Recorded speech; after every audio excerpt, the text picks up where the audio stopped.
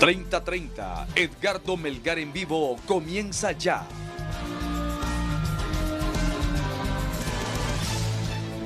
Saludos amigos de 30:30, qué bueno que están con nosotros, gracias por su amable y gentil sintonía. Son las 8 de la noche con 4 minutos a nivel nacional. Tenemos un programazo esta noche con nuestros distinguidos invitados y por supuesto con las noticias de última hora, el análisis, la reflexión, las proyecciones de lo que está pasando y lo que puede ocurrir aquí en el país.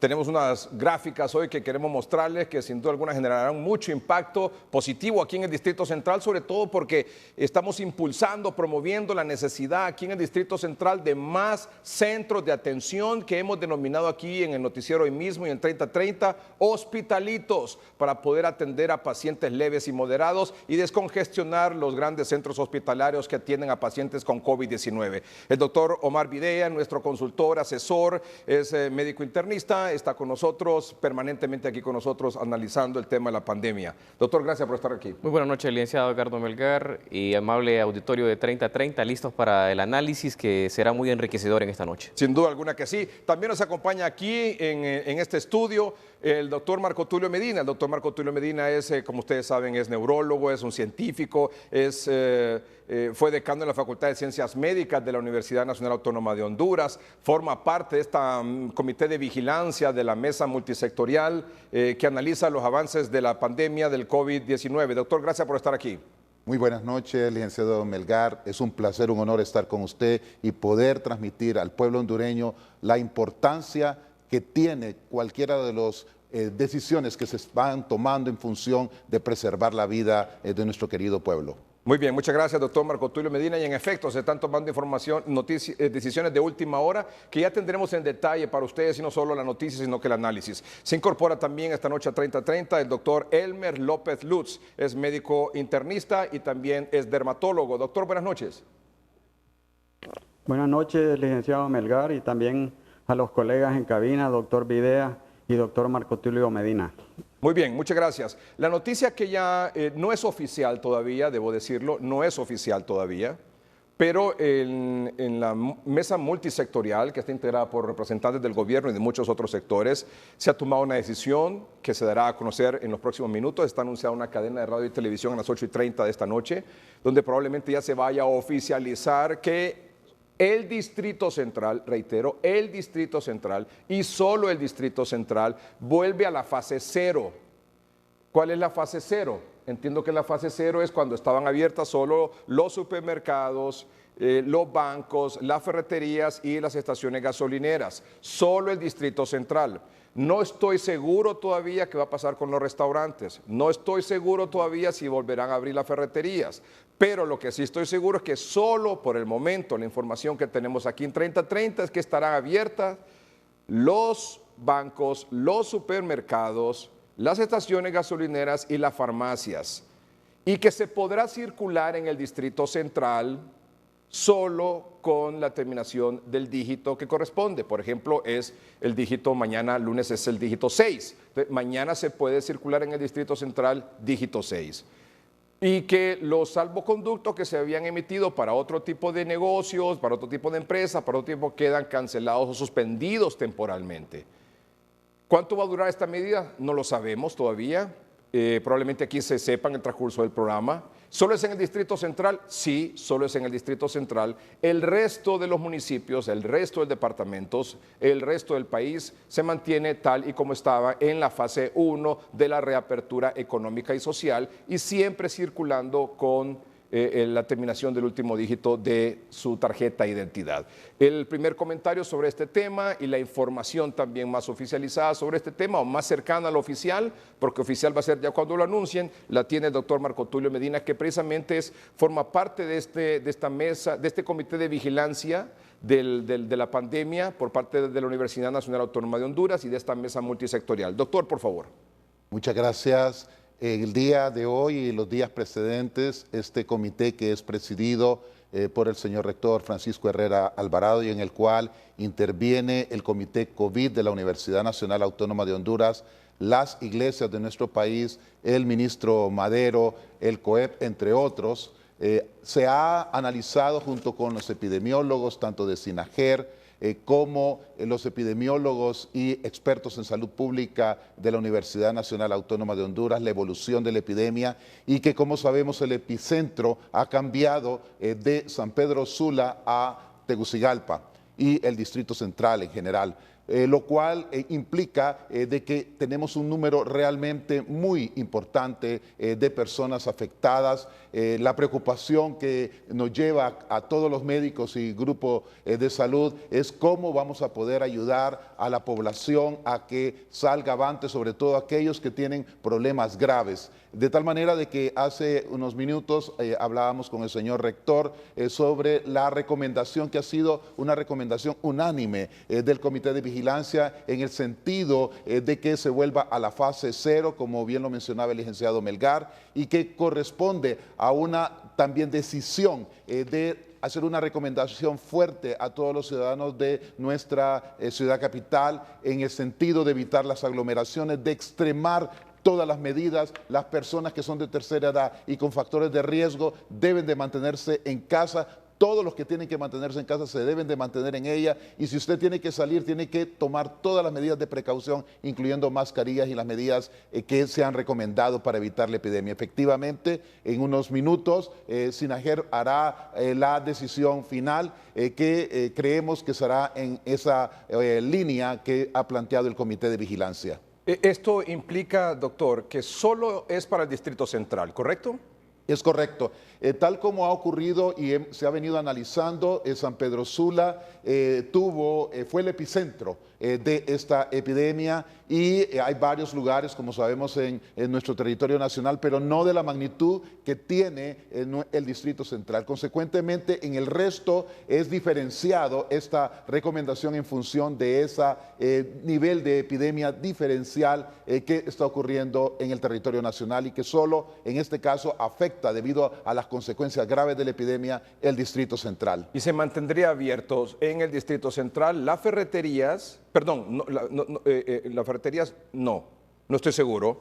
Los supermercados sí, los bancos sí, las farmacias sí, las estaciones gasolineras sí. Efectivamente, eso es lo que hemos recibido de información del portavoz de nuestro Comité de Vigilancia, el doctor Francisco Herrera Alvarado, y que es la recomendación. Claro, en unos minutos sabremos ya con exactitud la decisión total que implica esta decisión, que a nuestro juicio es una decisión sabia, en vista de que no queremos de que ocurra un incremento de la mortalidad que se nos escape totalmente de las manos. Hablábamos hace algunos minutos con el doctor Videa de la importancia de preservar la vida. Aquí la vida es el tesoro más importante y el cual debe de ser mantenido, y consecuentemente esta decisión va en ese sentido. ¿Por cuánto tiempo sería el cierre, por llamarlo de esta manera, del Distrito Central, doctor Marco Tulio Medina? Mire, se ha planteado de que debe de ser en función de la evolución de la epidemia, es decir, que no es, como decimos, algo escrito en piedra cuánto tiempo se deberá de mantener. Deberá entonces de ser analizado día a día en función de cómo tengamos la epidemia. Si la epidemia digamos, al cabo de unos días, de una semana, empieza a haber una reducción, bueno, en ese momento se podría reevaluar, pero si esta sigue incrementándose, consecuentemente tenemos que mantenernos. Es decir, que es una relación de causa-efecto, es decir, dependiendo de cómo estemos, así se va a actuar. Muy bien. El doctor Elmer López Lutz, con su comentario, por favor, sobre esta noticia que se va a oficializar en tan solo unos minutos. No era parte de la agenda de esta noche, pero es la noticia del momento. Entonces, evidentemente, hay que analizarla de diferentes puntos de vista. Doctor Elmer López Lutz, por favor. Bueno, el resurgimiento de los casos en Francisco Morazán responde obviamente a que se están haciendo más pruebas diagnósticas. La situación ya la sabíamos, pero se ha puesto en evidencia con precisamente el mayor número de pruebas para hacer diagnóstico, y si se hacen más pruebas vamos a detectar todavía más casos. La situación en Tegucigalpa es crítica, ya lo sabíamos. No sé por qué se abrió la ciudad en las semanas pasadas, sabiendo que el número iba en ascenso. Es decir, pienso yo que vamos detrás de los acontecimientos en lugar de tomar medidas antes de que las cosas pasen. Entonces, realmente vemos mayor casos, pero ¿por qué? Porque estamos haciendo diagnósticos, 2.000 pruebas diagnósticas, nunca lo habíamos hecho, y entre más pruebas hagamos, más casos vamos a ver, y obviamente es una situación que es sumamente preocupante. Pero para usted, ¿cerrar es la solución? Bueno, yo pienso que es muy tarde. Ya estamos en la etapa 5. Aquí todo el mundo está infectado. Probablemente es una medida que ya no va a tener el impacto que tuvo que haber tenido si se hubieran tomado las medidas y no permitir pues que se abriera la economía cuando tenía que hacerse. Estamos hablando de 15 días atrás. Doctor Morvidé. Sí, entendemos que estas medidas es retomar lo que se venía realizando en las últimas 2 semanas, del 8 de junio hacia atrás, porque del 8 de junio se parte a la apertura inteligente, cuando se abrió el 20% en relación a la ocupación laboral de las empresas. Entonces, vamos a tener un retroceso y vamos a volver, entiendo yo, a lo que estábamos viviendo del 7 de junio hacia atrás, porque se está permitiendo... vemos que la circulación continuará con un dígito. Y sin duda alguna lo que hemos visto en los últimos días ha sido el comportamiento en relación a los últimos 10 días para atrás por el retraso de las pruebas. O sea que tenemos un resultado y un análisis que estamos haciendo en este momento partiendo del 11 de junio hacia atrás. O sea, que es importante también decirlo, que el tema de la reapertura económica no significa los resultados que tenemos en este momento que nos da SINAGER. Todavía no la hemos visto. Ojo con eso. Hay que aclararlo y hay que decirlo. O sea, los datos que nos da SINAGER, incluso los que nos van a dar hoy en la noche, son datos, recuerden ustedes que son de hace 12, 15 días. Así es. Conozco gente, y estoy seguro que el doctor Marco Tulio Medina también, no me deja mentir, el doctor Omar Vidal, el doctor López Luz. Tengo casos de personas, de pacientes, algunos que quieren saber si están confirmados o no, que se hicieron la PCR, otros que salieron positivos y han pasado ya un tiempo y se hacen la prueba para confirmar y salieron negativos. Y en ambos casos son pruebas que tienen más de 12 días y no se ha dado el resultado. O sea que esto que estamos viendo todavía no es el resultado de muestras que se obtuvieron durante la reapertura, sino que se hicieron incluso antes, porque la reapertura tiene 10 días. Porque los fines de semana no está abierto. Así es. O sea, la reapertura tiene 10 días nada más. Del lunes a viernes de la semana pasada y de lunes a viernes de esta. Porque sábado y domingo nadie circula. Entonces, en estos 10 días no hemos visto todavía esos resultados. Comienzan porque a partir de ese mañana. muestreo lo vamos a ver más adelante. Más adelante. Y las decisiones... Por eso es que el doctor Elmer López Luz dice, ¿de qué sirve esta decisión ahorita si en todo caso no se han tomado otras medidas que tienen que ir aparejadas con esto? Y totalmente de acuerdo, porque esta decisión debe tener un acompañamiento de otras decisiones. Claro. Como el incrementar los triajes, cómo incrementar los hospitalitos, cómo hacer y llegar con el tratamiento oportuno, de manera temprana. O sea, las brigadas tienen que cuadruplicarse. O sea, no son 25 grupos los que se necesitan. Aquí por lo menos se necesitan 500 grupos de respuesta. Así. Porque tiene que ser agresivo. Independientemente si está abierto o está cerrado. Aquí el Distrito Central. Eso no debe parar. Son estrategias en salud, estrategias de economía. Porque quien cree que cerrando aquí el Distrito Central, y el doctor Medina no nos va nos va a acuerpar, estoy seguro en esto. Es decir, es como que usted tenga sucio aquí y le ponga nada Correcto. más. Y con eso se soluciona el problema. Eso no se soluciona así. Están en las casas, se quedan en las casas. Exactamente. Doctor Medina, por favor. Sí, yo concuerdo de que las decisiones que se han venido tomando realmente en ocasiones han sido realmente complejas porque en nuestro país hay varios grupos que plantean una situación de apertura más rápida. Otros dicen, bueno, tenemos el problema nutricional, el problema del trabajo. Y miren, esta situación no solamente es un debate en Honduras, lo que está pasando en Brasil es realmente dramático. El mismo presidente de Brasil ha estado opuesto al cierre de ese país. El caso de México es otra situación bastante difícil y lo mismo en Estados Unidos, para que ustedes vean esas fuerzas que plantean circunstancias que para los que somos responsables de la parte de salud no estamos de acuerdo. En el pasado hemos mencionado de que la apertura de una economía debía de hacerse siguiendo las instrucciones que planteaba la Organización Mundial de la Salud, en el sentido de que debía de haber una curva reducida ya en la fase de reducción para evitar este tipo de riesgos. Pero en este momento lo que debemos de hacer es, bueno, replantearnos. Y yo totalmente estoy de acuerdo con el planteamiento que se ha manifestado de los hospitalitos, de lo que yo menciono, de ir a pescar los pacientes a las zonas populosas de nuestra ciudad.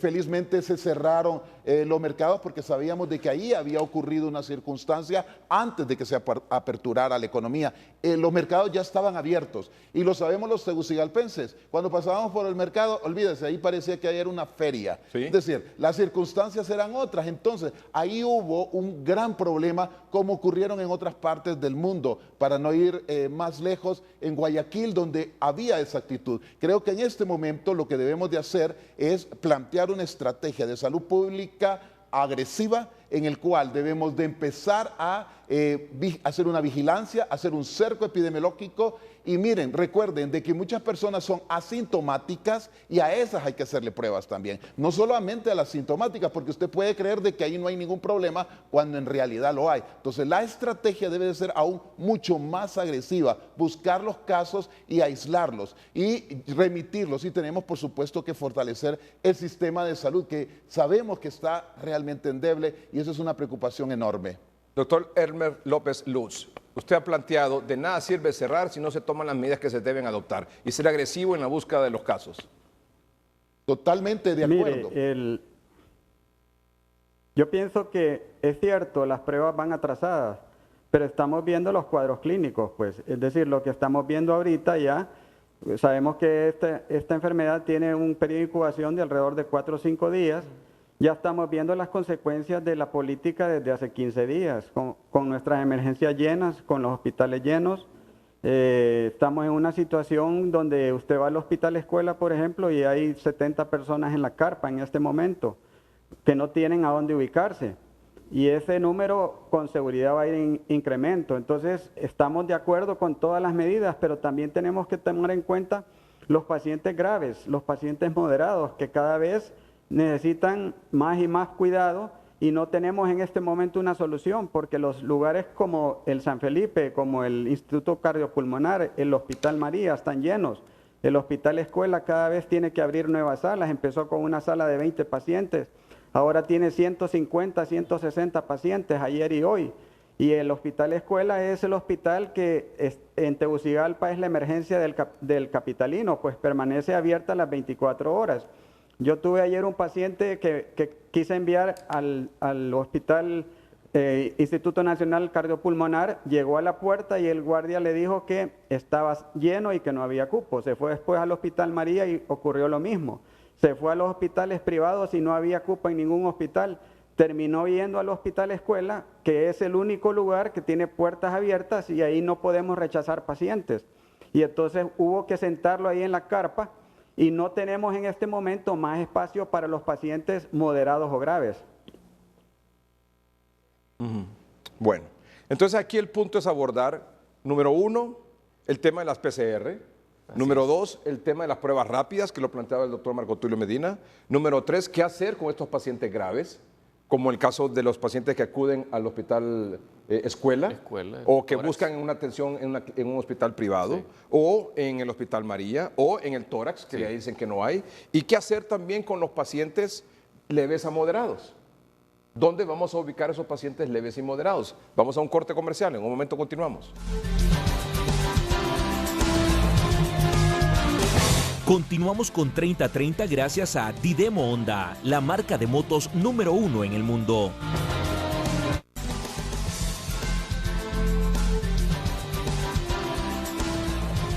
Vamos ahora al Hospital Escuela, a la carpa, al toldo, ahí el Hospital Escuela. Y estaremos también en el San Felipe, este centro de hospitalito que se ha habilitado este fin de semana aquí en la capital, en el Infop. Y también estamos en el Hospital Escuela. Comenzamos con Eddie Quintero en el Hospital Escuela. ¿Qué está pasando a esta hora de la noche ahí, Eddie? Y luego vamos con Flavio Pavón. Eddie, buenas noches.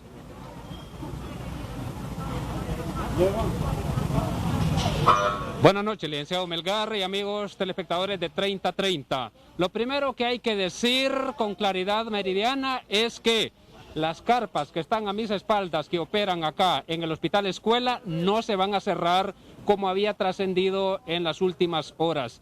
La coordinadora de la Junta Interventora del Hospital Escuela, la doctora Suyapa Molina, ha confirmado de que lo que hay es la intención de hacer una sustitución de la primera carpa verde que se instaló. Bueno, ¿qué está pasando ahora mismo? Hay, como ya decía el doctor López Lutz, alrededor de 70 pacientes aquí adentro que están siendo atendidos, que necesitan todo tipo de ya de asistencia, sobre todo de oxígeno, porque inicialmente esta carpa se habilitó para hacer triaje a pacientes y luego referirlos a otros hospitales como el Tórax, San Felipe o el mismo Hospital María. Sin embargo, la complejidad con la que llegan la mayoría de los pacientes hace necesario que estos pacientes ya tengan que ser hospitalizados acá en esta carpa que se ha habilitado acá en el Hospital Escuela. Bueno, quedan como centros de triaje siempre la periférica del sitio, la periférica del Hato y el centro de triaje que se habilitó también en el Infop ayer. Pero también aquí puede venir una persona a hacer triaje y de acá va a ser referido en la medida que sea posible a otros hospitales y si necesita ser estabilizado acá también puede hacerlo. Pero finalmente, licenciado Melgar, si usted me lo permite, un minuto para uno de ellos, un minuto. Acá hay una serie, muchos pacientes acá afuera, o mucho más bien familiares de pacientes que están en la carpa, que están reclamando por falta de información sobre el estado de salud de sus familiares. Solamente un minuto y uno nada más, les vamos a dar la posibilidad de que puedan expresar cuál es el malestar que estaban experimentando antes. Bueno, vamos a ver aquí, caballero. Rápido, un minuto, ¿qué es lo que ustedes están planteando? ¿Qué es lo que están demandando? Sí, miren, nosotros queremos a alguien que nos esté trayendo informes de nuestros familiares, cómo están, dónde están, porque no sabemos dónde están. Nosotros venimos a las 6 de la mañana, estamos todo el día y hasta ahorita no salió nadie a decir cómo están nuestros familiares y aquí estamos, miren, no hemos comido, estamos bajo el agua, bajo el sol y no tenemos ni una información para nada. Estamos todavía viendo a ver quién sale y no sale nadie todavía. Esa es una. Necesitamos que alguien venga, por favor, ahorita mismo, que venga alguien que nos apoye, que venga a decirnos cómo está. Ahorita tengo un problema, mi papá me lo cambiaron de cama, estaba en la 4 y aparece otro con 4, quiero saber dónde está. Y la otra es que están entrando los pacientes solos y no quiere que entre el familiar. Eso es una queja. Gracias. Bueno, licenciado Melgar, los médicos que le acompañan hoy en 30-30 es lo que acontece acá en el Hospital Escuela. Regreso con usted. Muy bien, muchas gracias por el reporte de Quintero desde el Hospital Escuela. Ya estaremos con Flavio Pavón en el Infop.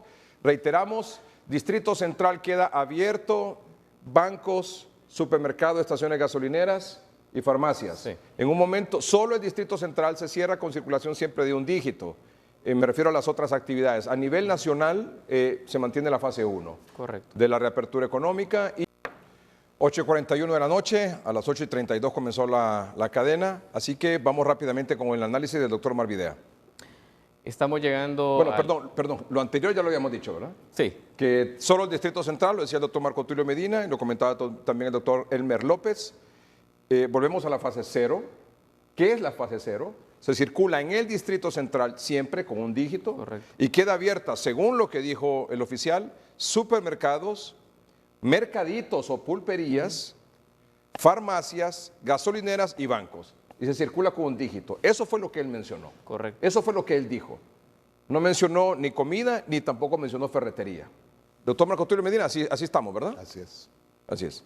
Y luego, ahora entonces, con respecto al resto del país, se mantiene con fase 1 y siempre circulación de un dígito. Eso que quede claro, por favor. Es importante, perdón, doctor Videa, muchos comentarios he recibido de que la policía tiene que también aumentar el control. Totalmente de ¿verdad? acuerdo. Tiene que retomar el control de la circulación de los habitantes, sobre todo aquí en el Distrito Central. Bueno, a nivel nacional, ¿verdad? Pero el Distrito Central sobre todo, porque aquí es el epicentro de la pandemia hoy.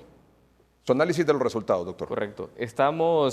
Hoy recibimos un total de pruebas de 1.078, que ha sido una disminución de aproximadamente 800 pruebas menos en comparación al día de ayer, pero la positividad se mantiene. Tenemos una positividad hoy con las 1.078 del 48%.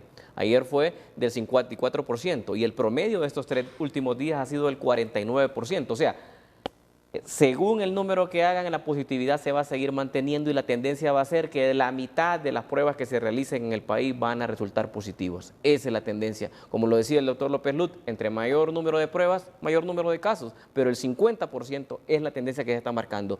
Hoy, en tan solo 4 días, tenemos 2.526 casos nuevos en la semana número 15. ¿Y qué está ocurriendo en el Distrito Central? Principalmente en la ciudad capital. Que el 60% de los casos que se reportaron hoy pertenecen a esta ciudad de Tegucigalpa y Comayagüela. Seguimos manteniendo una tendencia superior al 50%. Lo dijimos el día jueves en este set, en el programa hoy mismo. Dijimos, Tegucigalpa va a continuar incrementando el número de casos e incrementando la distribución, porque están ocupando más del 60% de los casos pertenecen al Distrito Central. Doctor Marco Antonio Medina, ¿alguna acotación sobre el tema? Sí, consideramos de que esta decisión que fue finalmente tomada por SINAGER, que hay que resaltar esa situación, a recomendación de diferentes grupos, la decisión fue de ellos, creo que es correcta. Esta situación no solamente ha ocurrido en nuestro país, Panamá recientemente tuvo que tomar una decisión de la misma manera. Es una situación... Costa Rica también. Costa Rica esta recientemente semana. También. Creer de que entendemos totalmente la dinámica de esta enfermedad en un país donde tenemos pocas pruebas, realmente es como buscar una aguja en un pajar, como decimos. Muchas veces la información es tan limitada de que poder prever qué es lo que va a ocurrir realmente se vuelve complicado. No obstante, creo que la decisión que regresar a la fase 0 es totalmente apropiada para evitar y tratar de alguna manera de aplanar esta curva. Lo que ocurrió en los primeros 3 meses, Tegucigalpa no tenía este nivel de afectación hasta recientemente. Es decir, que creer, como algunas personas dubitativas que creen que este tipo de medidas no sirve, sí sirven este tipo de medidas, pero sí hay una cooperación de la ciudadanía. Si no hay cooperación de la ciudadanía, realmente vamos a estar en unas circunstancias bastante lamentables. De tal manera, pues, de que estamos totalmente de acuerdo y tenemos que reforzar las ideas que se han planteado de los hospitalitos, de la vigilancia epidemiológica, de tratar de cubrir a las personas que tienen más riesgo, de aumentar el número de camas en los niveles donde corresponda para los pacientes moderados o severos. Muy bien. Doctor López Lutz, por favor, antes de ir a un corte comercial, su análisis de de la información recibida, ya oficializada. Bueno, la medida es efectiva, pero es una medida tardía. Tenemos que ahora estar con las consecuencias de nuestras malas decisiones en estos 15 días. Lo que estamos viendo ahorita, la avalancha de pacientes, y que con seguridad va a ir aumentando en estas próximas 2 semanas. Entonces, la preocupación mía es qué hacer con esos pacientes que están ahí en la carpa, que ustedes vieron la situación desesperante de esos pacientes que necesitan oxígeno y no lo tienen. ¿Qué podemos hacer, por ejemplo, para aumentar el número de camas? Eso es vital porque se nos viene esta semana y la que sigue y tenemos que tener una solución para esos pacientes. Pienso yo que el Hospital Escuela, que es un hospital que en el área, en el bloque médico quirúrgico hay aproximadamente 600 camas, ese hospital tiene que destinarse todo ese bloque para recibir a los pacientes. Muy bien, ya vamos a hablar, doctor. Es algo que tenemos que abrir ya. Perdone que lo interrumpa, ya vamos a ir a lo que se tiene que hacer. Pero evidentemente aquí esta medida de cerrar nada más, por sí misma no resuelve el problema. Correcto. Esto no resuelve el problema. Correcto. Porque ya lo decía el doctor Elmer López, aquí está el epicentro, aquí están los casos, aquí está el virus. Usted tiene el virus, bueno, ya no va a poder salir porque estaba trabajando en cierto negocio, pero está asintomático, el virus lo lleva a su casa y va a seguir contagiando a su familia si usted no sabe que tiene el virus porque es asintomático. Así es. Por eso es que esta medida por sí misma es parcial. Es parcial, o sea, no le va a servir de nada a Sinajer tomar esta decisión si no toma las medidas que necesitamos tomar y que vamos a hablar de ellas después de la pausa comercial. Antes, en el Infob, ¿qué está pasando en el Infob, Flavio Pavón?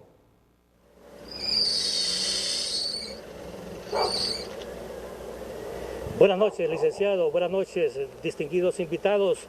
En primer lugar, lamentando, licenciado, porque hace unas 2 horas murió una persona en el interior del centro de triaje, acá en el Infot, Colonia Miraflores. De acuerdo a las autoridades, llegó en condiciones muy graves y falleció. Y a esta hora de la noche, solamente podemos observar una buena cantidad, pero de familiares, en espera de la condición de salud en que se encuentran sus parientes que fueron atendidos durante el transcurso de ayer, que fue que se inauguró este centro de triaje y en horas de la noche, y hoy fue una gran demanda. Personas que venían a pie, personas que venían en autobús, personas que venían en vehículos particulares, y aquí hay bastante demanda de personas. Y otro punto importante, licenciado, es que la mayoría salió con el medicamento maíz y alegres, satisfechas también porque les aplicaron las pruebas rápidas. Es importante señalar eso, solamente es en cuanto al momento de ingresar acá al portón, licenciado, es que hay mucha espera. Hay momentos que tienen hasta 3, 4 horas para poder ingresar y muchos andan con síntomas de COVID. Esto es lo que le podemos informar, licenciado, del ambiente que se está dando a esta hora de la noche, donde hoy fue una gran demanda en el centro de triaje ubicado acá en el Infot. Bien, eso con usted. Gracias, Flavio. Quiero decir algo sobre ese tema. Este centro del Infob es más que un centro de triaje. Sí. Porque también es un centro de atención, un hospitalito lo que han montado ahí. Es una unidad estabilizadora. Sí, es una unidad estabilizadora, sí. O sea, más que un centro de triaje. Hay que corregir eso. Sí.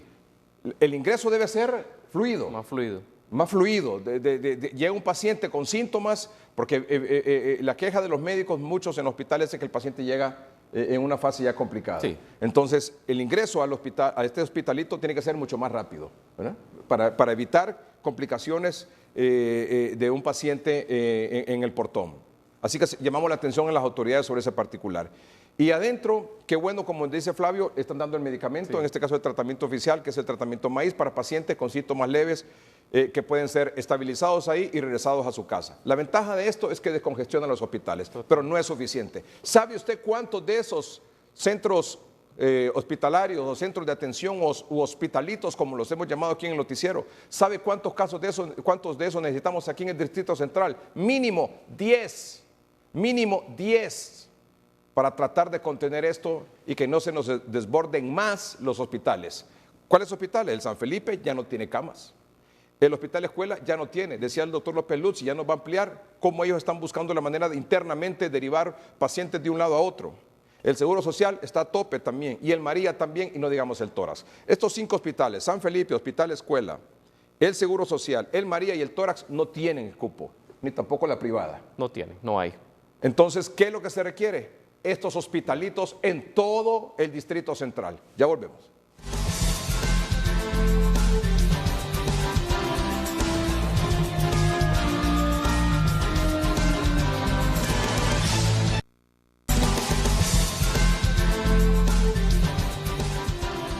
Ocho de la noche con 54 minutos. Muy bien, vamos entonces ahora, como les decía, ¿qué es lo que se necesita hacer? ¿Qué es lo que hay que hacer?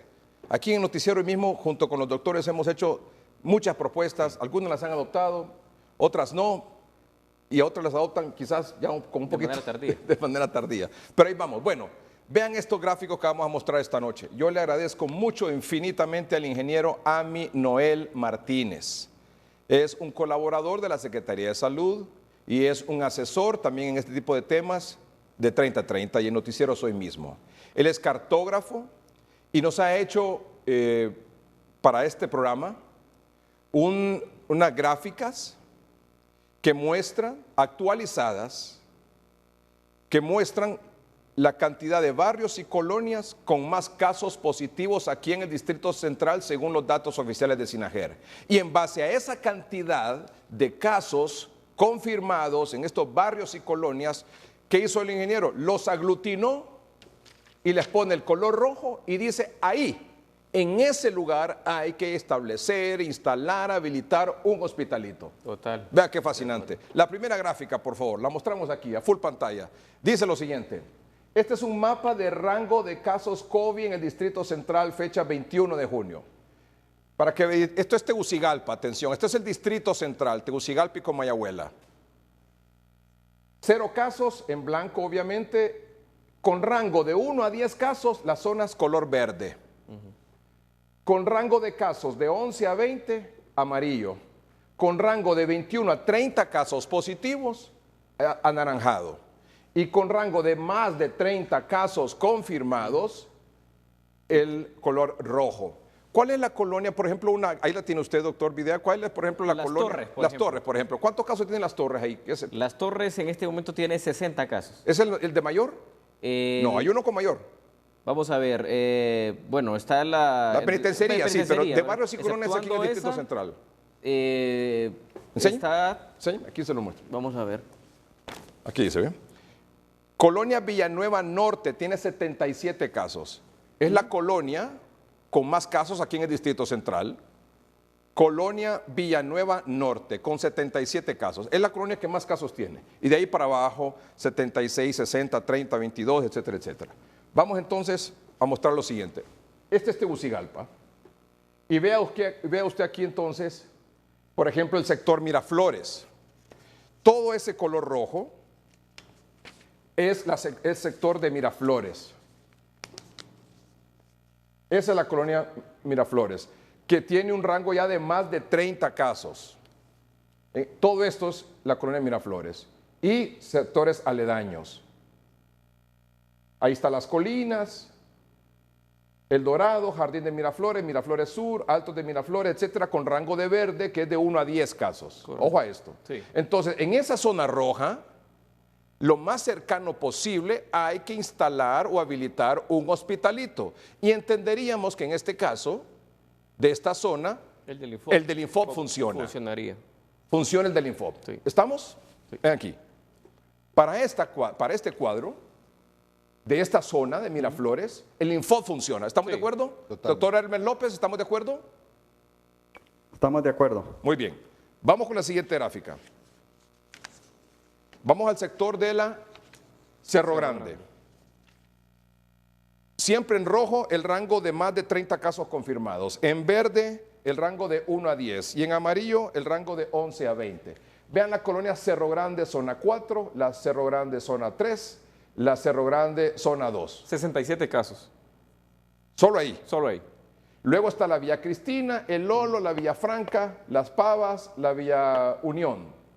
Aquí en esta zona, Cerro Grande, se necesita un centro de triaje, pero también un hospitalito.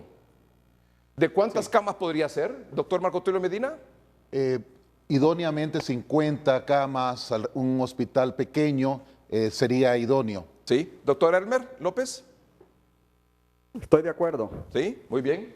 Sí. Estamos hablando. Sí, correcto. Entonces, aquí en esta zona de Cerro Grande, que tiene zona 2, zona 3, sector 4 y la Vía Cristina, aquí necesitamos otro. ¿Cuánto llevamos ya? Miraflores 1 Dos. y aquí llevamos 2. Dos. Muy bien, doctor. Vamos a otro caso, por favor, a otro sector del Distrito Central. Aquí tenemos el sector de las casitas. Está Aldea Las Casitas, está Portal del Bosque, con amarillo. Amarillo, recuerden que es rango de 11 a 20 casos. Roble Oeste, Los Robles, y está Las Torres también. Está Ciudad Nueva. Sí. Esto es allá adelante de la tribuna, toda esa zona de ahí, de todo de este sector. Camino Roble Mateo. Oeste, recuerde, Los Robles, Portal del Bosque, allí hay casos de 11 a 20. En la verde, color verde, donde está la Cascada, América, Los Ángeles, esta zona está con rango de 11 a 20 y también de 1 a 10. Y el rojo es mayor de 30. En esta zona se necesita otro centro de triaje denominado hospitalito. Sí. ¿Ustedes dirían con unas 50 camas también mínimo? Sí, mínimos. Porque hay que acercar la salud a la población. Recuerden que no hay transporte urbano aquí en la capital. ¿Cómo llegan los habitantes de estas zonas al Infop o al Alto de en Medio? ¿O cómo llegan al sitio, que son otros centros de triaje o al hospital escuela? En cambio, si acercamos la salud a la población, hacemos verdaderamente la atención comunitaria.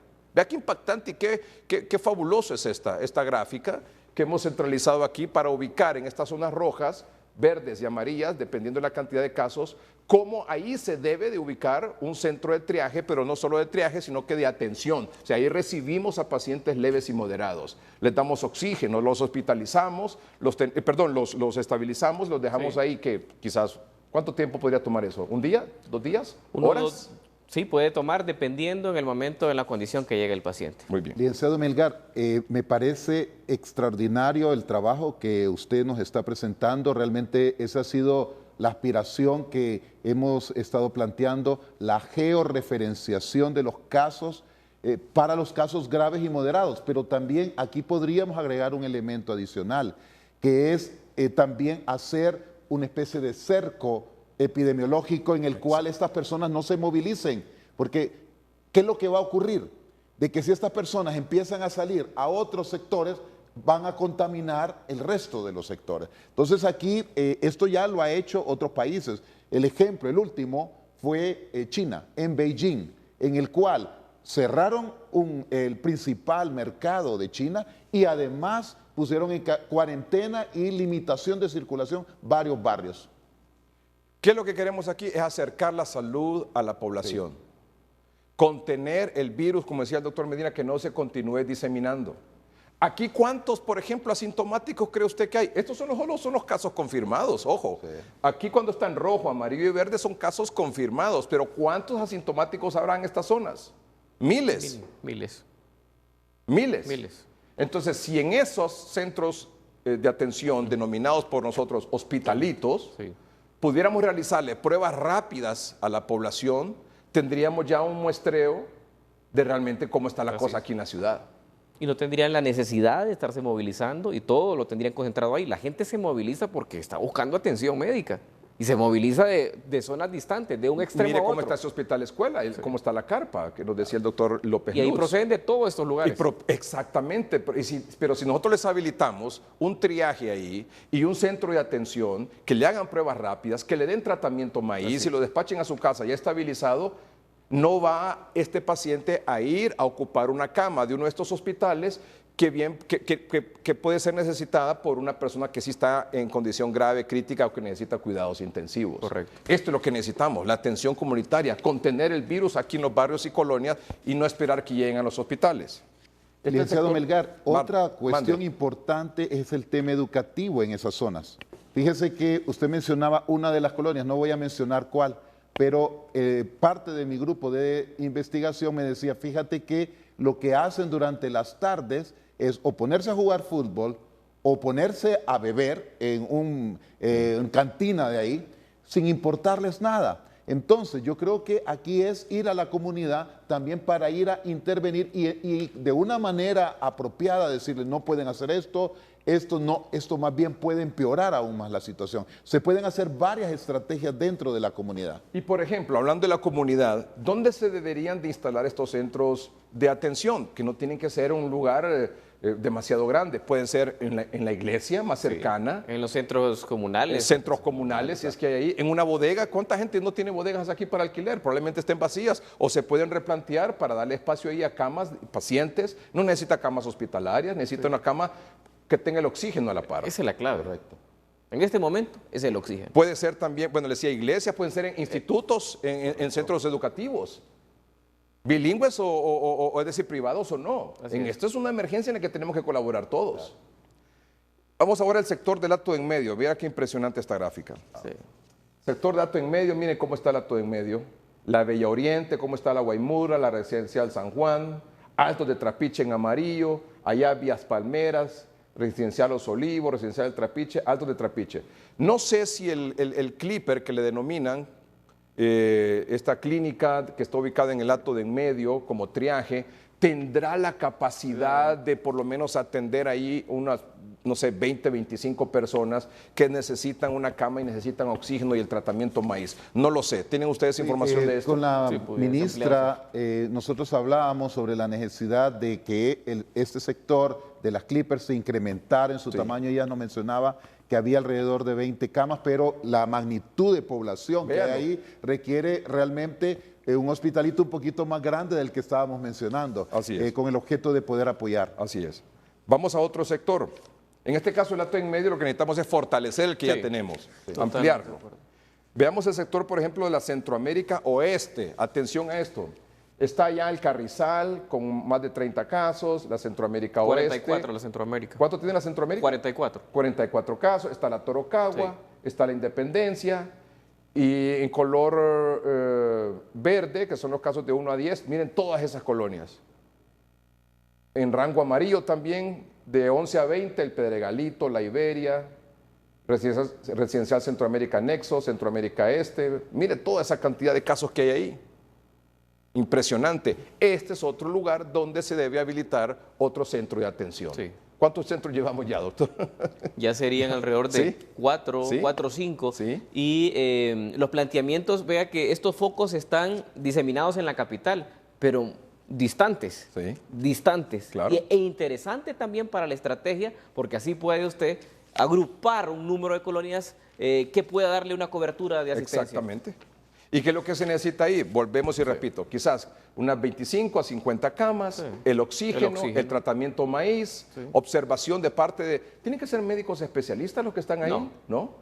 Pues, ¿médico general? Pueden ser médicos generales y utilizar la telemedicina que ha dado buenos resultados, y el doctor Medina lo conoce, en otros países, y que acá se ha tenido que hacer en función de que no hay especialistas que puedan cubrir estas áreas, pero a través de la telemedicina, un médico bien capacitado, que hay muchos ya médicos generales que se han organizado en función de buscar el conocimiento y empoderarse del manejo. Si un paciente en estos centros denominados hospitalitos, que estamos proponiendo que se ubiquen o se instalen, se habiliten en estos lugares, un paciente se complica, entonces se comunica y se pregunta, de acuerdo a cómo está, al polideportivo, al tórax, al Hospital Escuela, al San Felipe, si lo pueden recibir. Y se le asignan ambulancias que pueden provenir de En los cada uno de bomberos. estos debería haber una ambulancia. Una ambulancia. Sí. Una ambulancia. Vamos al sector de la Flor del Campo. Siempre en color rojo, más de 30 casos. Mira la Flor del Campo. Sí. Las Torres, La Rosa, que es donde comenzó todo esto aquí en el Distrito Central, todavía siguen siendo los barrios y colonias con mayor presencia de casos confirmados. Mire, por ejemplo, entonces, en el rango de 11 a 20, en color amarillo, tenemos la Residencial San Francisco Morazán, Los Laureles, Altos de los Laureles, La Pradera. En anaranjado, Predios del Recreo, que es de 21 a 30 casos. Sí. En verde, de 1 a 10, La Venecia, Luis Andrés Zúñiga, San Luis, la 15 de septiembre. Aquí necesitamos otro centro de atención, con las condiciones que ya se ha dicho, que atienda ese sector de la población que reside en esa zona. Vamos, Melgar, me gustaría resaltar lo que acaba de plantear el doctor Videa, que es el tema de la telemedicina. Nosotros en la universidad logramos establecer con el doctor Salvador Díaz un sistema que se llama una APP Doctor 1847, y el sistema este tiene también un geoposicionamiento. Se intentó también establecer ahí un expediente electrónico, lo cual permite al médico darle un seguimiento. Creo que esa estrategia también es una estrategia que debemos de fortalecer. Utilizar. Sí, así es. Entonces, este es el sector. ¿Qué sector estamos ahora? Sí, ahora vamos con el sector de la San Miguel. Ve usted ahí en la San Miguel, está la Travesía, la Aurora, con más de 1 a 10 casos. Está también la 28 de marzo, la Era, la Nueva Era, el Molinón, que tiene, por ejemplo, de 11 a 20 casos, la Colonia Izaguirre, la 30 de noviembre. Sí. Aquí, por favor, otro centro de atención. Esa sería la estrategia, indudablemente. Vamos a otro lugar. Ve a otro lugar, la Villanueva. Creo que usted me decía ahí, por ejemplo, la Villanueva es la que tiene más casos, más de 70 casos tiene la Villanueva. 77. Sí. Mira, aquí está el sector de Los Pinos y la Villanueva, que se está saliendo aquí a Danlí. Sí. Villanueva Norte, Los Pinos, allá está un poquito de la colita del Alto de en medio, está la Kennedy también, está la Villanueva Sur, que tiene de 1 a 10 casos. La Montefresco, la Villavieja. Aquí hay otro epicentro también, aquí en el Distrito Central. En la colonia Los Pinos y Villanueva necesitamos también habilitar un centro ahí, hospitalito, para poder atender a estos pacientes con estos casos. Porque, vuelvo y repito, estos son casos confirmados. ¿Cuántos positivos asintomáticos habrá ahí? Por eso es que en estos hospitalitos, insistimos, deben realizarse pruebas rápidas. Porque las brigadas médicas que se están realizando, que visitan casa por casa, muy bien que lo hagan, pero es nada más clínico. Solo tratan a los sintomáticos, que es una de las categorías del protocolo de manejo. Y la de primera otra, línea. si se encuentran a un sintomático, puede ser que lo deriven a que le hagan una PCR en algún lugar, pero ¿cuándo van a tener el resultado? En cambio, si llegan a la casa y le preguntan aquí, mire, ¿cuántas personas viven? 5. Bueno, de las 5 personas, ¿quién es la persona que más sale? Porque es la que más riesgo tiene. Así es. ¿Cuál es la persona que más sale? Bueno, la cabeza de familia, por decirlo así, o la cabeza de familia puede ser una madre soltera, es la que sale a trabajar. Bueno, venga señora, le vamos a hacer una prueba rápida. Y sale positiva, se le hace a todos. Se le hace a todos. Ya entonces ahí vamos identificando los casos. Y se les va iniciando el tratamiento. Y se les va para iniciando el evitar tratamiento. que sigan contagiando a otros. Colonia Kennedy, con esta concluimos. Colonia Kennedy, vean ustedes cómo está la Kennedy. Toda la colonia Kennedy hay casos. Y en la Guaymuras, en la Bella Oriente. O sea que ese centro del Infop evidentemente no se da abasto. No se da abasto. Se requieren 2. Venga aquí. Se requieren 2 en esa zona. Sí. Alto de Medio, Kennedy, toda esa zona de ahí. Entonces fíjese bien cuántas necesitamos. Ya tenemos la del Alto de Medio, que hay que fortalecerla. Sí. La del sitio, que queda salida a Santa Lucía. El Infop. Tenemos 3. Sí. Y el Hospital Escuela, que ya nos decía el doctor Elmer López, que están sirviendo de triaje, pero ya no derivan, sino que generalmente los trasladan, ahí, los hospitalizan ahí mismo en la escuela. Entonces tenemos el hospital, el escuela como triaje, sí. Tenemos el acto en medio, la Clipper, tenemos el sitio y tenemos el Infop. 4 nada más. ¿Cuánto necesitamos aparte de esos 4? Al menos 6. El de Cerro Grande. El Cerro Grande. 5. El de las Casitas, 6. Otro de la Kennedy. Para las Torres. El de Centroamérica Oeste, 7. El de la Flor del Campo, 8. El de la San Miguel, 9. El de Villanueva. Pinos y Villanueva, 10. Y en la Kennedy, 11. 11. Al menos 11, o sea, 11 son los que necesitamos. Mínimo. Igual o mejor que lo que tenemos en el Infop. O sea, no podemos bajar de eso. Así es. El Igual o polideportivo mejor. también se debe de mejorar. Nosotros se había planteado 130, se debe de aumentar a 200 o más cupos. Así es. Ahí se puede hacer sin problema. Así es. Así es. Doctor Elmer López, su comentario, por favor. Sí, bueno, la idea es muy atinada. Sin embargo, hay ciertas limitaciones que yo me hago las preguntas. Por ejemplo, las fuentes de oxígeno. El equipo de protección personal. Hay una gran necesidad de equipos de protección personal en el personal médico de todos los hospitales actualmente. Incluso los médicos de San Pedro Sula, de Tegucigalpa, hacen un movimiento el día de mañana porque no tienen equipo de protección personal. Me acaban de informar que en los centros de triaje hacen falta equipos de protección personal, que hay personas que andan en las brigadas, que andan de casa en casa, que ya se han contaminado por falta de equipo de protección personal. Entonces, SINAGER tiene que responder a esta demanda del personal de salud, sobre todo si pensamos hacer esos centros dentro de la capital. Debemos de garantizar oxígeno y debemos de garantizar equipo de protección personal. Así es, por supuesto. Es que eso es el ese es combo vital. completo. Sí. La hamburguesa, las papas y el refresco, punto. Claro, O sea, no puede ser a medias esto. totalmente. Se necesita la cama, se necesita el oxígeno, el médico, la enfermera y el médico y la enfermera con su equipo de protección personal. Y el tratamiento. Y el tratamiento. Y también se requiere equipo de rayos X ahí. Sí. Porque El otro día le pregunté a alguien de SINAGER sobre el equipo de rayos X, aunque sea uno portátil, para ver el tema de los correcto. pulmones, cómo está y lo demás. Me decía que no hay rayos X portátil. Me dice, no hay, me dice. Estamos buscando y no encontramos, me dice. A encontrarlo en el mercado será difícil, porque para eso habría que estar preparado. Sí, Con las máquinas. sí. Pero por lo menos estabilizar al paciente. Sí, Claro. y clínicamente, nosotros estamos encontrando a los pacientes ya al examen físico, usted puede determinar si tiene neumonía o no, si el compromiso está o no en los pulmones. Alísteme el cuadro, por favor, de las propuestas del noticiero, pero rápido, por favor, porque ahí incluye lo que estaba diciendo el doctor Elmer López Lutz. En cuanto a las propuestas que tiene el noticiero hoy mismo. Brigadas médicas en barrios y colonias. que realicen las pruebas rápidas. Si no hacen las pruebas rápidas en estas brigadas, entonces el trabajo es incompleto, porque solo se hace la revisión clínica de una persona que tiene los síntomas. Póngame la gráfica de nuevo, por favor, aquí con pantalla partida, está bien. De esa forma que realicen las pruebas rápidas, van a identificar a los contagiados. Entregar maíz casa por casa, obviamente cuando haya un sintomático. Aumentar los centros de triaje, que es lo que estamos hablando. Más ambulancias para traslado de pacientes. O sea, de estos centros de atención hay que trasladar pacientes a un hospital en caso que fuera necesario.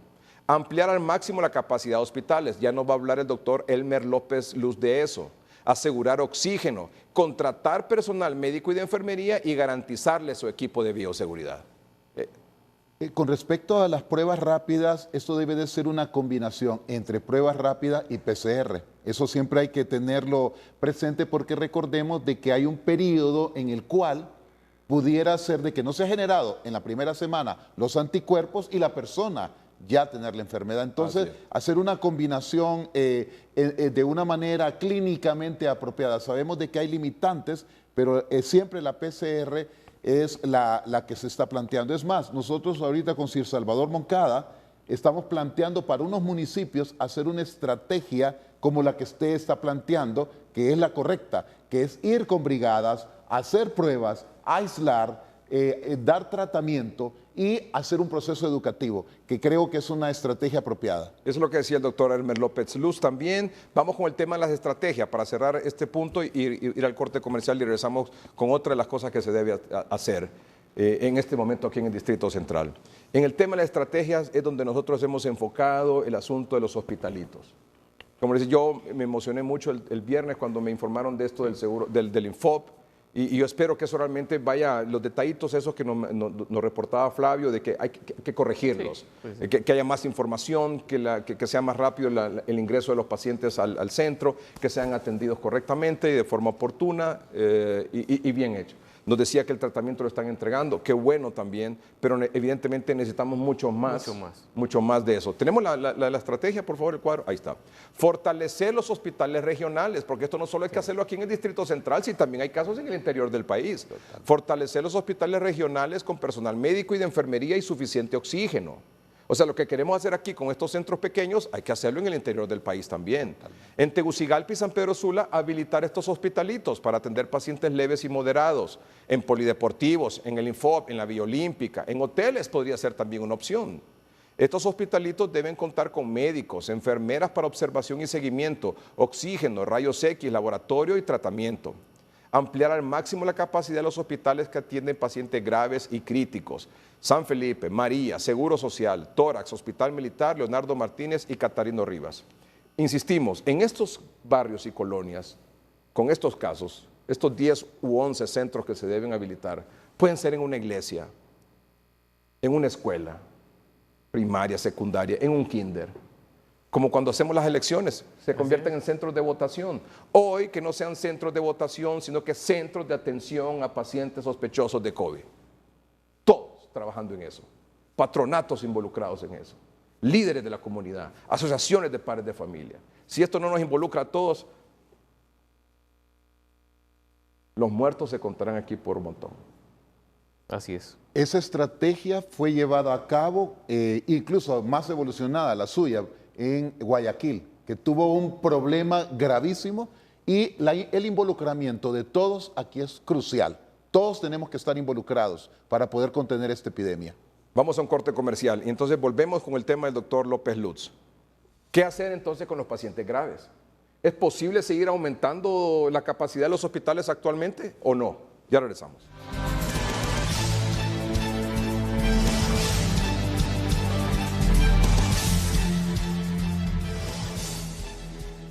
Muy bien, bueno, pues aquí está Tegucigalpa y aquí están los casos, la cantidad de barrios y colonias por zonas y qué es lo que se debe hacer.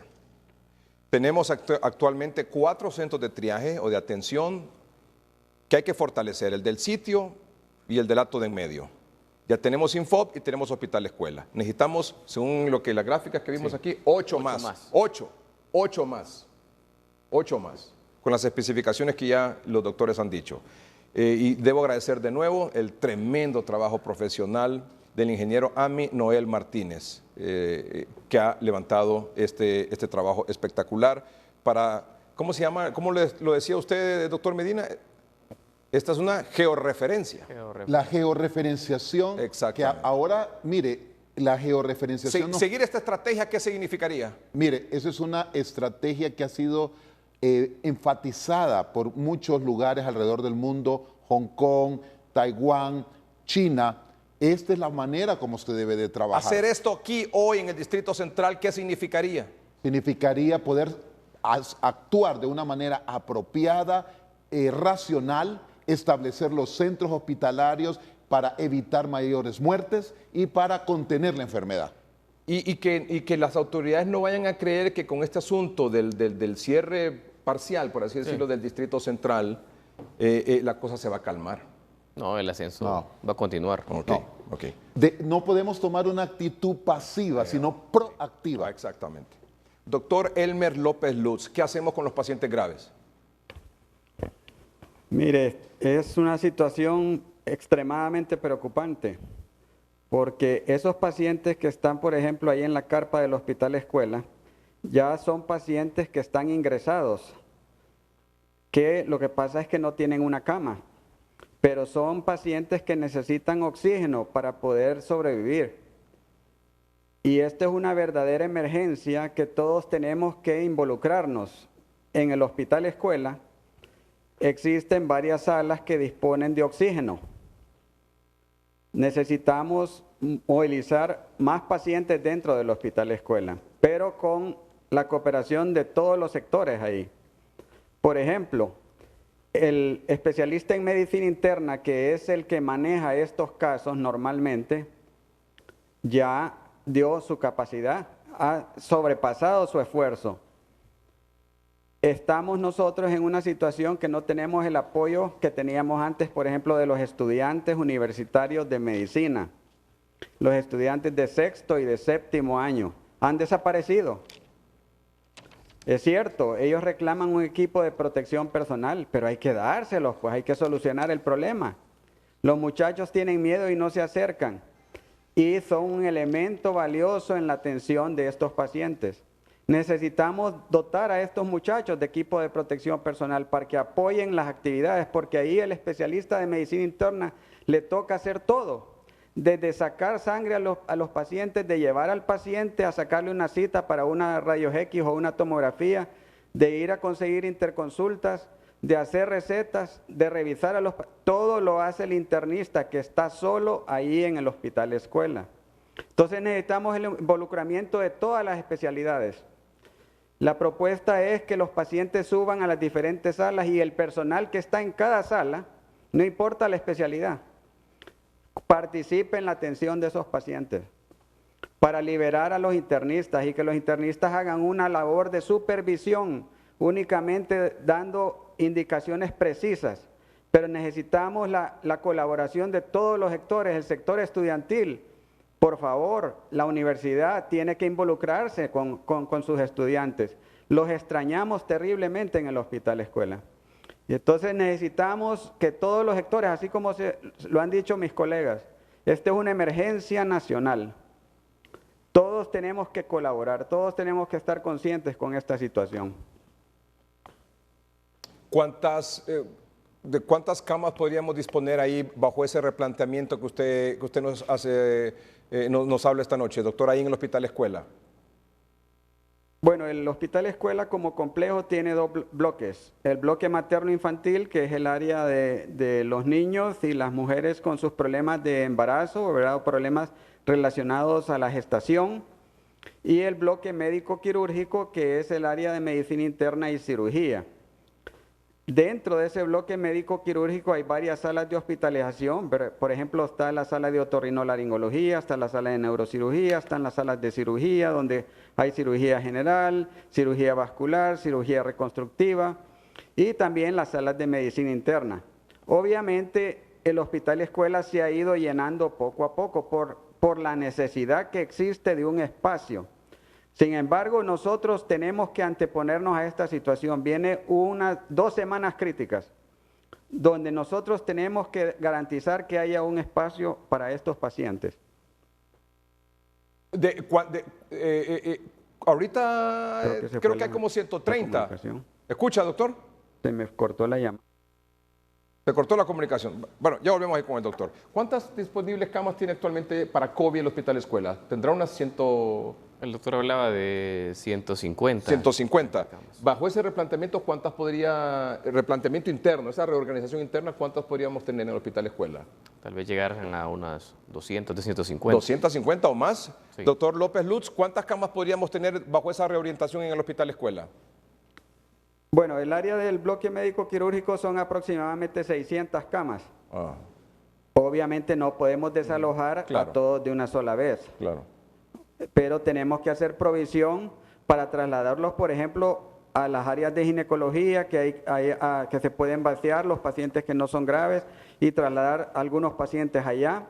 Debe haber algún tipo de convenio con el Instituto Hondureño de Seguridad Social, pienso yo, para movilizar cierto tipo de pacientes. Es decir, adaptarnos a esta situación de emergencia, donde todo el mundo debe de poner toda la disposición de solucionar los problemas. Aquí los únicos hospitales que ven en el Distrito Central pacientes con COVID-19 que tienen posibilidad de ampliar son el Seguro Social y el Hospital Escuela. Sí, no hay más. Porque el tórax ya topó. Puede ser que tenga espacio, Correcto. pero el problema es que no tiene personal. Y usted no puede habilitar más camas si no amplía el personal. Tórax, 1. ¿Y cuántas camas podría ampliar? Quizás unas 20 tal vez, por mucho. Es lo mismo el María, 45 y 45 se quedó. El San Felipe tiene 100, pero creo que este fin de semana llegó a tener más de 100 casos, el San Felipe. Sí, usted mismo me decía que no pudo conseguir cupo en el San Felipe porque estaba lleno. Entonces, los únicos hospitales con COVID es el Seguro Social y el Hospital Escuela. Por eso es la importancia de estos hospitalitos. Por ejemplo, en el caso del polideportivo, doctor Medina, ¿qué pacientes se atienden ahí en el polideportivo y qué capacidad tiene? Bueno, el polideportivo nosotros lo organizamos hace aproximadamente un mes. Como usted vio, el espacio es un espacio amplio, hay dos sectores, un sector manejado por médicos sin frontera, que son especialistas, ahí tienen alrededor de 20 camas. Luego está otro sector que es de pacientes leves, que son manejados por médicos generales, de tal manera de que ese espacio bien se podría incrementar a 200 o incluso más. Uno de los problemas que actualmente nos estaba planteando la doctora Batres, Yolani Batres, es el tema de los manómetros. Ese es un tema que hay que también ir buscándolo y ser más activo. Ahora, con lo que está mencionando el doctor López Lutz, mi colega y compañero, el doctor José María Serratosa de la Fundación Jiménez Díaz en España, cuando ellos tuvieron el problema en ese gran hospital de Madrid, que es el cuarto hospital de Madrid, hicieron esta misma estrategia. Es decir, ampliaron su hospital y lo dividieron de tal manera de que tuvieron una mayor capacidad para atención a pacientes de esta naturaleza. Creo que esa estrategia es totalmente válida y creo que debe de ser reanalizada. Muy bien. Vamos a un corte comercial, regresamos en un momento con el último tema que nos queda para despedir el programa ya también, que es el de las PCR, que es un dolor de cabeza, ¿verdad? Es el tema de las PCR y sus resultados. Ya volvemos.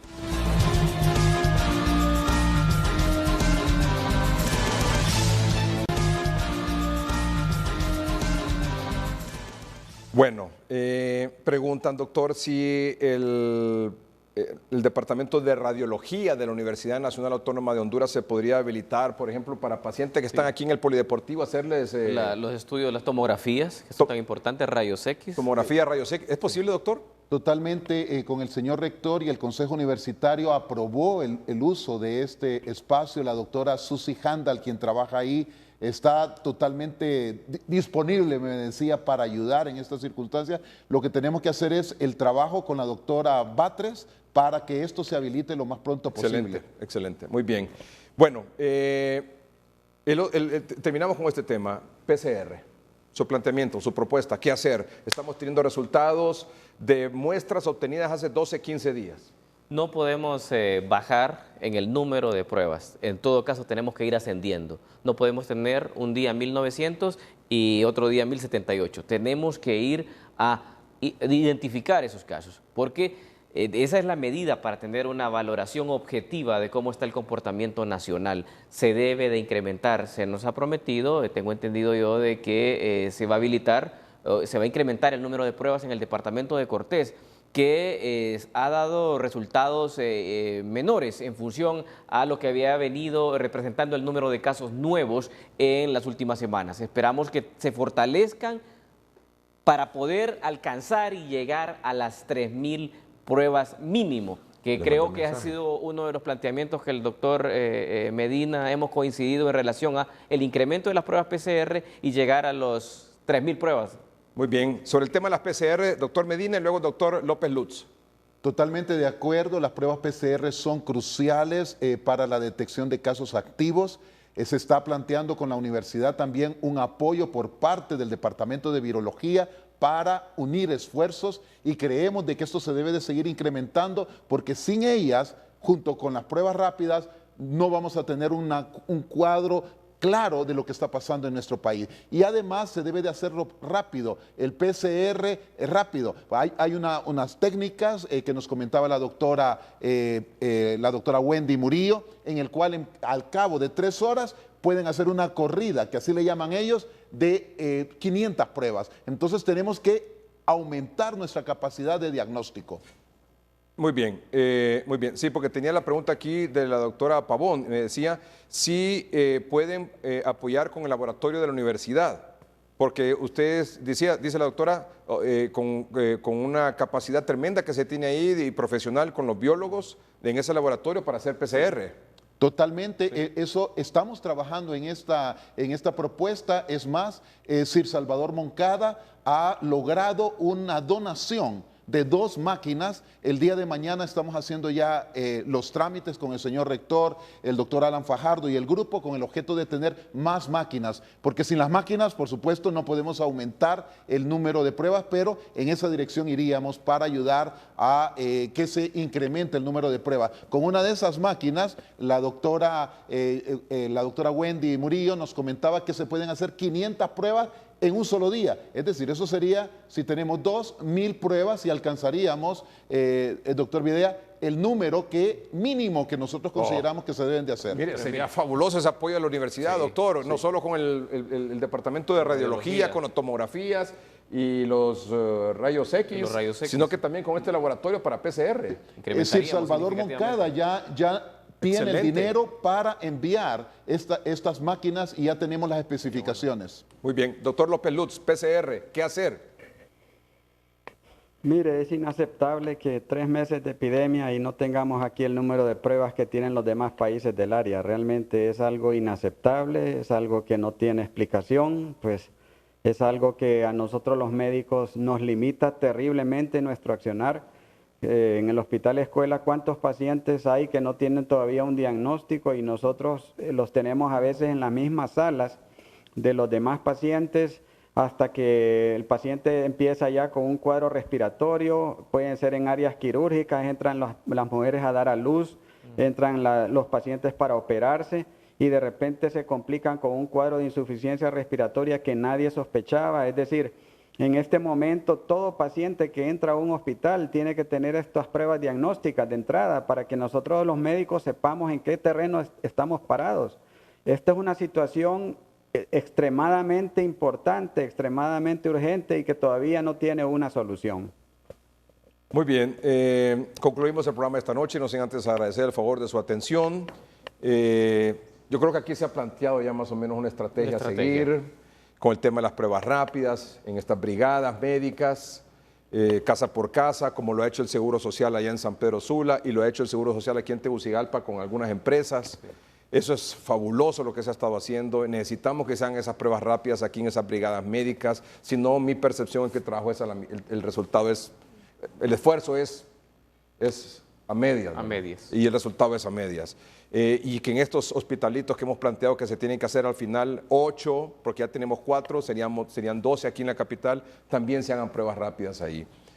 Yo creo que si hacemos un llamado, decir, vamos a hacer pruebas rápidas y vamos a entregar tratamiento maíz, ¿usted cree que iría la gente? Por supuesto. Claro, porque cualquiera quiere salir de la duda, ¿verdad? Muy bien, así que muchas gracias. Su cierre, por favor, doctor Vidal. El tiempo se nos está quedando corto. Aquí tienen hoy un planteamiento objetivo con el propósito de salvar vidas. Una persona que hoy esté recibiendo oxígeno en uno de estos centros es una vida que se está salvando y creo que eso es invaluable. Entonces necesitamos fortalecernos porque el tiempo se nos está acortando. Esta estrategia debe de emplearse y esperemos que se pueda ver reflejado en las próximas horas, no días, horas, porque es lo que resta para buscar una contención y seguir salvando vidas. Su mensaje, doctor Marco Tulio Medina, por favor. Considero de que la estrategia es una estrategia clara de salud pública. Nosotros en la universidad compartimos este análisis que usted ha hecho, licenciado Melgar, el grupo de salud pública, y hemos estado trabajando en una estrategia muy parecida. Era como que si nos hubiéramos leído la mente, pero el punto más crucial creo aquí es la unión de todo el pueblo hondureño.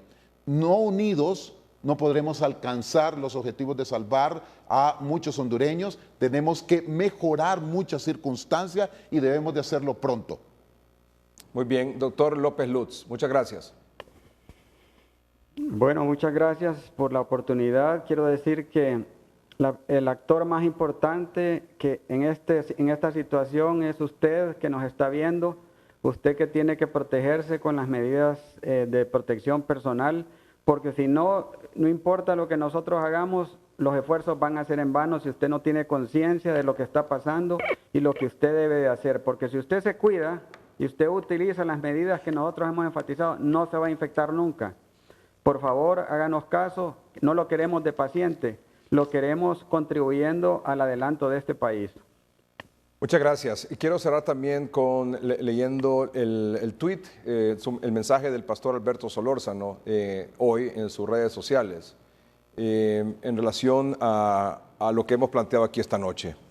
Dice el pastor, importante hacer esfuerzo masificado para atención primaria en la comunidad. Brigadas que en forma conjunta puedan hacer pruebas, entregar tratamiento y poner al alcance alimentos e insumos para prevención. Eso prácticamente resume todo lo que hemos planteado aquí esta noche. Y para concluir, por favor, el siguiente mensaje.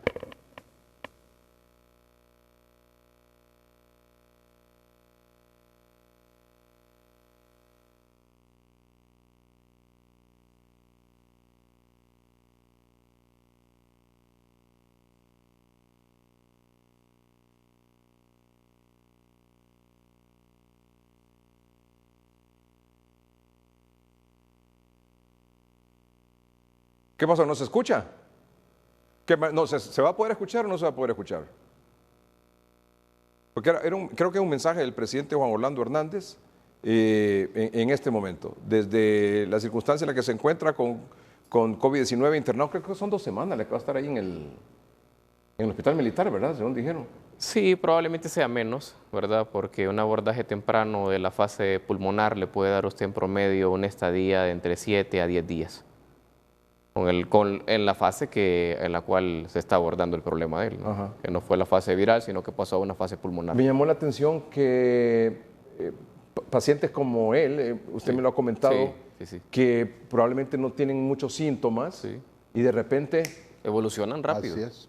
Doctor Marco Tulio Medina, o sea, me ha llamado la atención eso, que siempre hemos creído que, bueno, que primero la fiebre, después el dolor de cuerpo, le va a dar que después la garganta, que después pierde el olfato, luego el sentido del gusto, y que entonces son 7 días en el que le va a dar tiempo, como dice usted, para buscar la atención. No. Pero en este caso me dicen que no. Sí. Es que si usted ya tiene una disfunción endotelial, que es el factor más, y además la genética, es decir, hay varios factores, no solamente uno.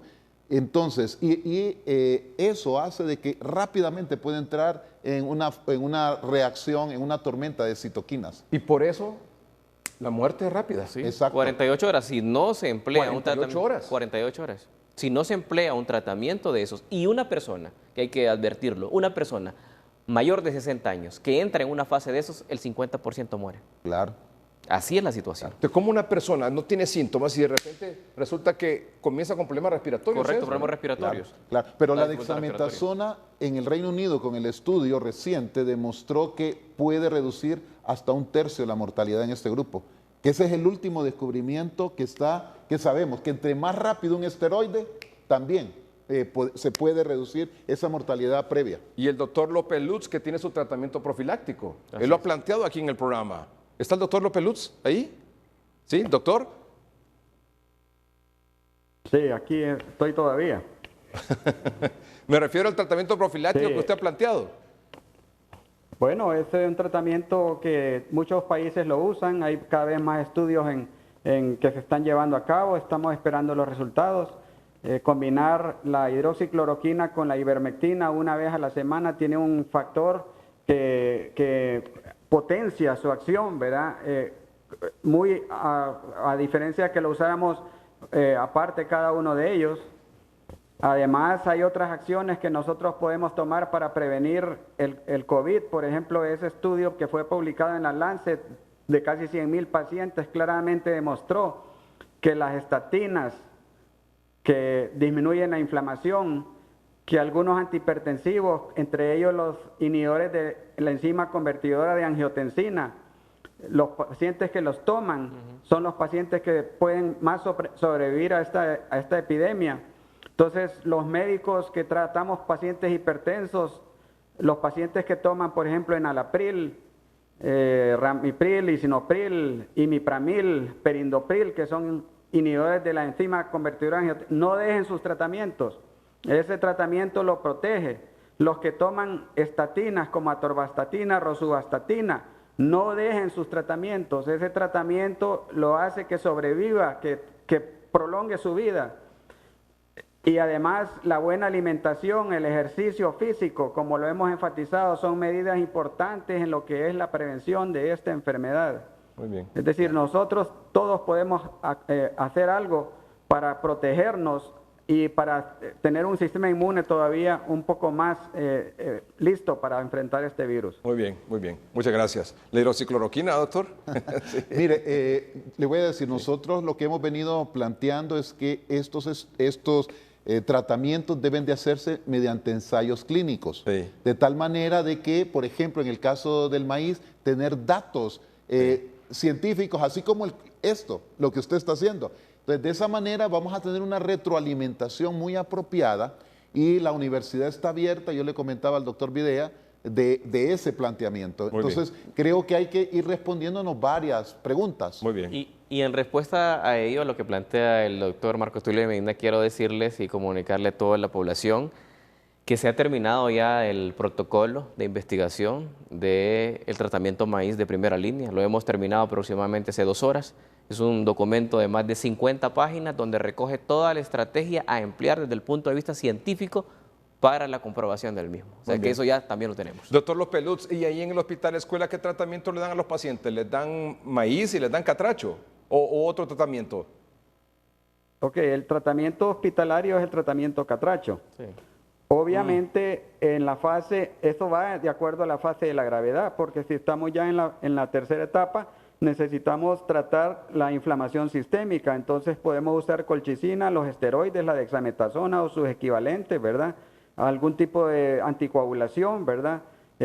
Los medicamentos de segunda línea, ¿verdad? Como el tocilizumab, ¿verdad? O si no, interferón 1 beta, ¿verdad? O interferón alfa 2A, que son medicamentos que se utilizan en etapas más avanzadas según el caso de gravedad del paciente. Pero obviamente el tratamiento catracho es la piedra angular en el paciente hospitalizado. Muy bien. Es correcto. Y eso es lo que se está empleando ya a nivel Muy bien. ¿Y hospitalario. el paciente que no le requiere hospitalización? Al primer síntoma, maíz. Correcto. Muy bien. Estrategia. Aquí está el mensaje que estábamos pendientes de escuchar.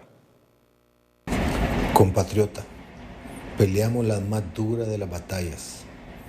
Hoy estamos luchando con todo para sobrepasar este duro momento, quizá el más difícil que nuestro país ha tenido que enfrentar en los últimos 100 años, donde la vida propia y la de los que más queremos está en riesgo. Nos duele profundamente cada familia que pierde a diario un ser querido frente al COVID. No hay palabras que puedan describir el dolor que sufren y no hay palabras que puedan dar tranquilidad al compatriota que hoy está contagiado, al que está enfermo, sufriendo, a sus familias, al temor de millones de hondureños que sienten que la enfermedad está cerca y nos rodea cada día más. Sé que no hay palabras, pero estoy convencido que de la mano de Dios, con nuestra fe puesta en Él, nos sacará adelante frente a esta pandemia. Hoy, desde la cama de un hospital les digo, esta guerra solo la ganamos unidos y sin descanso, apoyando con nuestro cuidado personal a los médicos y a todo el personal de salud, que son los que están en primerísima línea frente al COVID, al igual que policías, militares, bomberos y cuerpos de socorro. Nuestro agradecimiento eterno a todos. También nuestro agradecimiento a quienes crearon la plataforma contra el COVID, médicos de renombre que nos han asesorado para tomar las mejores decisiones en esta dura tarea. De igual manera, a médicos nacionales e internacionales que nos han venido orientando. Gracias a todos. Sabíamos que los contagios aumentarían con la apertura y nos hemos preparado con medicamentos que han indicado los médicos. También montando brigadas que van cercando la enfermedad y así evitar que se presione más a los hospitales, aumentando la capacidad de camas,